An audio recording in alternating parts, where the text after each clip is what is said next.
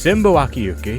Did I say that right? Fuck yes. Alright, he's a pretty well-known director who worked on series like Monogatari, March Comes In Like a Lion, Puel Magica, that's a fucking long one, Yu Yu Hakusho Ghost Files. He's also worked on some of my all-time favorites like Dirty Pair, Yet the Time Moves, and the topic for today's video, Tenamonya Voyagers. Now this isn't really like a deep dive on him as a director or anything, and also don't be expecting any comparisons to that Monogatari because I've only watched like the first episodes. Low-key, just one of the reasons to have this clickbait title. Though it is a show I want to watch at some point, so it's something like.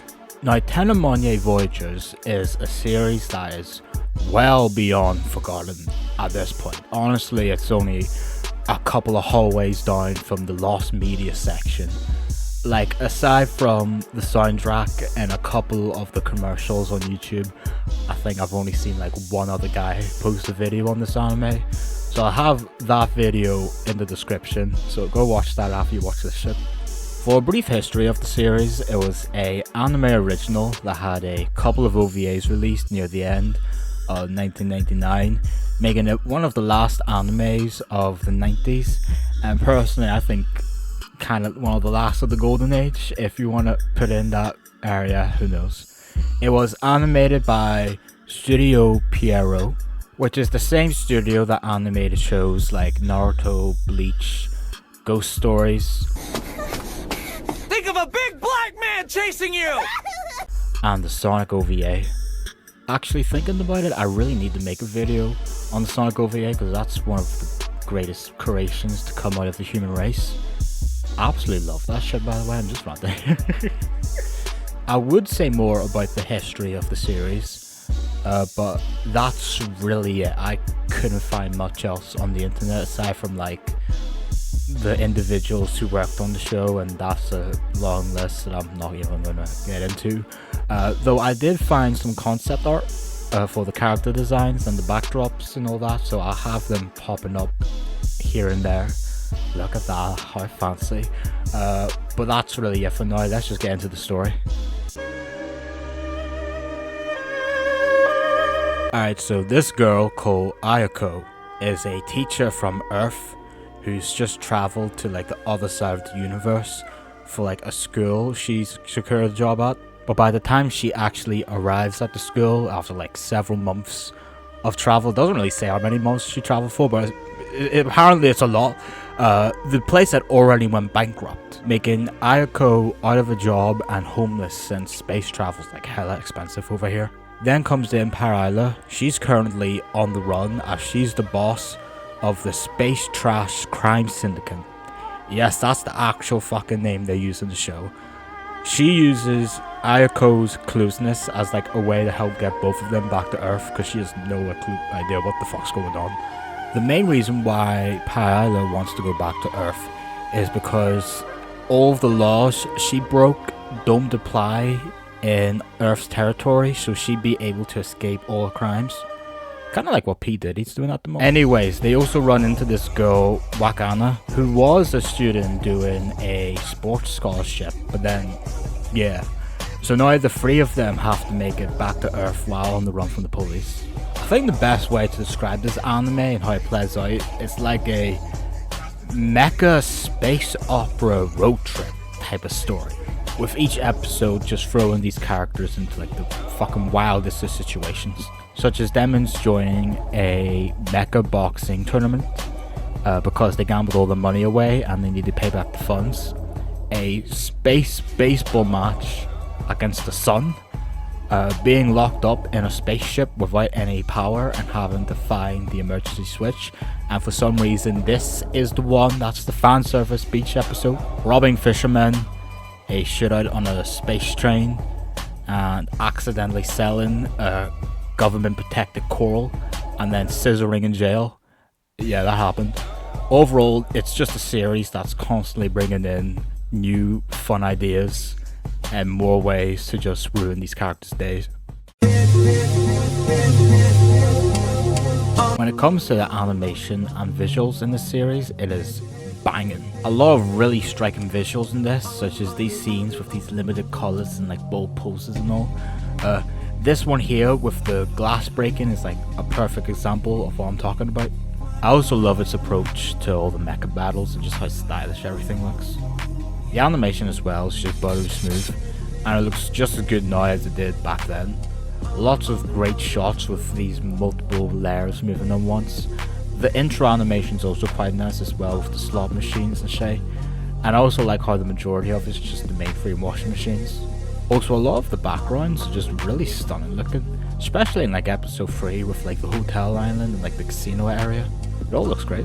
The anime is just always trying to have fun with whatever it's doing.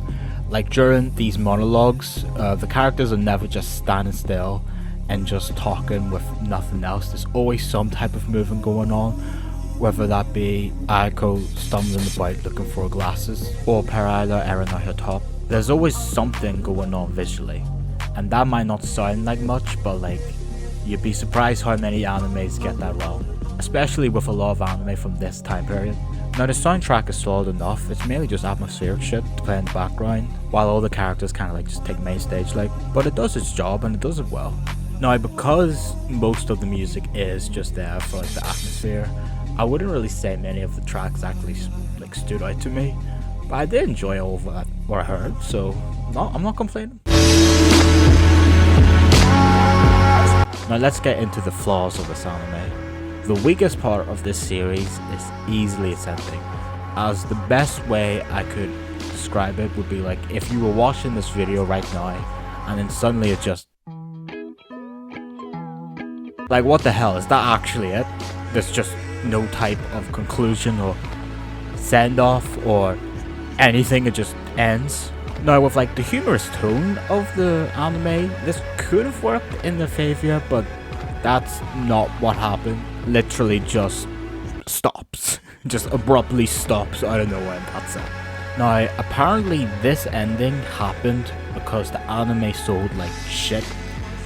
And shit might be an understatement. The sales were actually abysmal, so I could understand why they ended this early, but you'd think if they knew that this was going to be the case and this is the final episode here, they tried to have a wee bit of a better job at the ending, you know what I mean? Like honestly, anything would have been better at this point.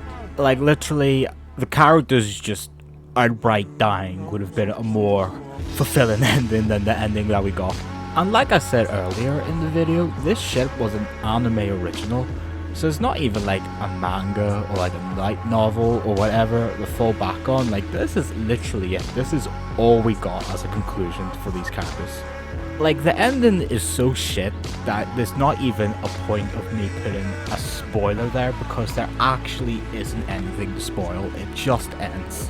Aside from the ending, the only other real flaw of the series is probably its pacing, as it kind of moves like a desperate crack addict, if I was to say it in any other term. You know, early in the video, I was saying about how all this shit happens in each episode with like the space baseball match and the fan service beach episode and all. You might think that was like 2 different episodes there, but that was one episode, and even more shit happened in that episode that I didn't even go into. This show refuses to slow down, period, and I actually think it only gets faster with each episode, making this 4-episode OVA. Yes, 4. It feels like a fucking 2-course season with like 24 episodes of how much happens. Like, they did not need to have it go this fast. The series never gives itself a single moment just to breathe, and because of that, it can make watching this feel very claustrophobic. But when I say those are like my only 2 problems with this series, that is it. The rest of this series is just a pure joyride.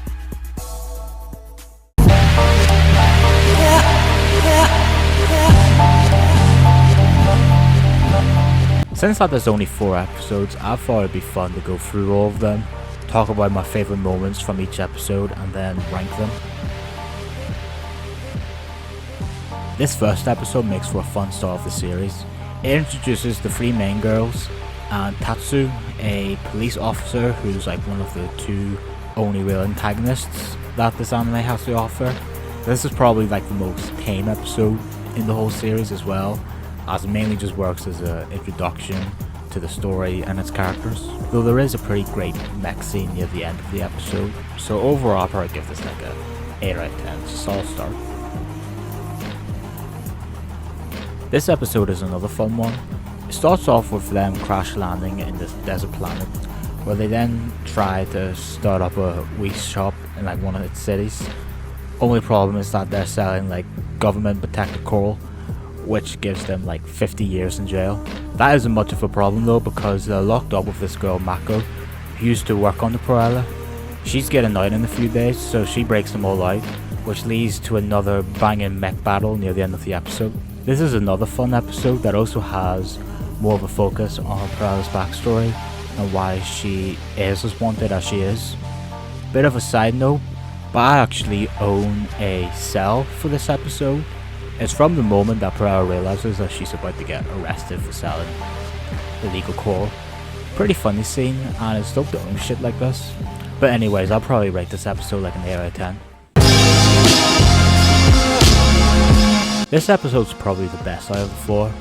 After robbing a group of fishermen and staying over in this massive like hotel island, they end up going into this illegal casino where you're forced to work back what you've lost through game events. Ayako ends up hitting the big in the casino, while the other 3 end up going through hell on earth. Though after a while they manage to regroup and enter this mega tournament as a way to double Ayako's profits. Though because they don't really have enough money to get a big ass mech, they end up just using Ayako instead, which really makes for like one of the main highlights of this entire anime. Like I said earlier, this is probably my favourite episode out of the 4. The fact that they managed to fit an entire tournament arc in this is wild, and it's also just a fun watch, so 9 out of 10.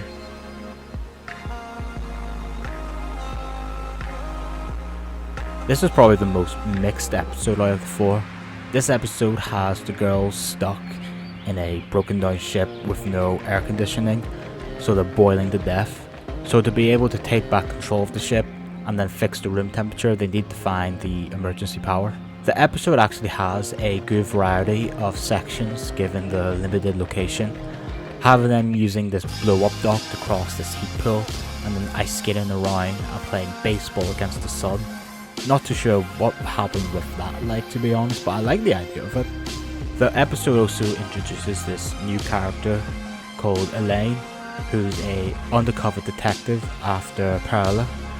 I don't really understand what the point was in introducing a new antagonist this late into the series, especially when they already have one in this anime. Overall, Elaine is a pretty underdeveloped character who's dealt with pretty easily, making her probably the most forgettable part of the show. Like, I swear, basically every moment in this show has just been drilled into my memory. Except for anything involving Elaine, that just is not there at all. I forget her every single time I'm rewatching the show, and every single time it's like, who is this? Where did she come from?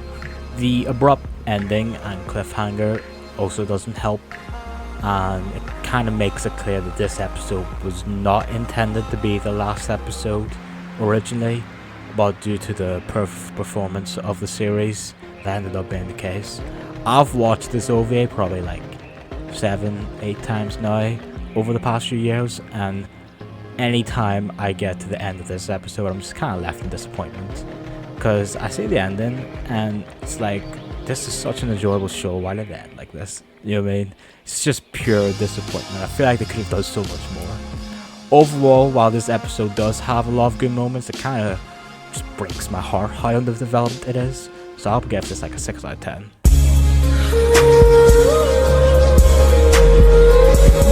And that's my episode ranking.